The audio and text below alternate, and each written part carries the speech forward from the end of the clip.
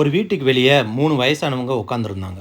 ரொம்ப நேரமாக இவங்க உட்காந்துருக்கதை பார்த்துட்டு அந்த வீட்டில் இருக்கிற லேடி வந்து கேட்டாங்க, ஏன் ரொம்ப நேரமாக இங்கேயே உட்காந்துருக்கீங்க, பசிக்குதா, வாங்க நான் சாப்பாடு தரேன்னு சொன்னாங்க. எங்கள் 3 பேராலையும் உங்கள் வீட்டுக்கு ஒன்றா வர முடியாது, யாராவது ஒரு ஆள் தான் வர முடியும் அப்படின்னு அவங்க சொன்னாங்க. ஏன் அப்படி அப்படின்னு அந்த லேடி கேட்டாங்க. ஓரமாக இருக்க ஒருத்தர் சொல்ல ஆரம்பித்தார். ஃபஸ்ட்டு இருக்கார்ல, அவர் பேர் தான் வெற்றி. அவரை நீங்கள் வீட்டுக்கு கூட்டி போனீங்கன்னா நீங்கள் எதை தொட்டாலும் அந்த காரியம் வெற்றி அடையும். ரெண்டாவதாக இருக்க ஒரு பேர் செல்வம். அவர் உங்கள் வீட்டுக்கு வந்தால் உங்கள் வீட்டில் பணப்பற்றாக்குறையே வராது. கடைசியாக இருக்கிற என் பேர் அன்பு. என்ன நீங்கள் கூட்டிகிட்டு போனீங்கன்னா உங்கள் வீட்டில் அன்பு இருக்கும், ஒருவருக்கொருவர் அன்பாக இருப்பீங்க. இப்போ நீங்கள் டிசைட் பண்ணிக்கோங்க, இந்த 3 பேர்த்தில் யாரும் உங்கள் வீட்டுக்கு வரணும்னு.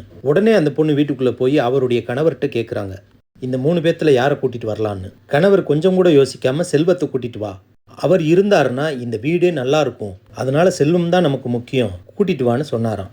மனைவி ஒரு நிமிஷம் யோசிச்சுட்டு, அன்பு எங்கள் வீட்டுக்கு வந்தால் போதுன்னு அன்பை கூப்பிட்ருக்காங்க. அன்பு அவர் எந்திரிச்சு போகும்போதே பின்னாடியே வெற்றியும் செல்வமும் அவர் கூடவே வந்தாங்களாம். அந்த லேடி கேட்டாங்களாம், ஒரு ஆள் தானே வருவேன்னு சொல்லி இப்போ ஏன் 3 பேர் வர்றீங்கன்னு. நீங்கள் செல்வத்தை கூப்பிட்டுருந்தீங்கன்னா செல்வம் மட்டும் வந்திருப்பாரு, நீங்கள் வெற்றியை கூப்பிட்டுருந்தீங்கன்னா வெற்றி மட்டும்தான் வந்திருப்பாரு.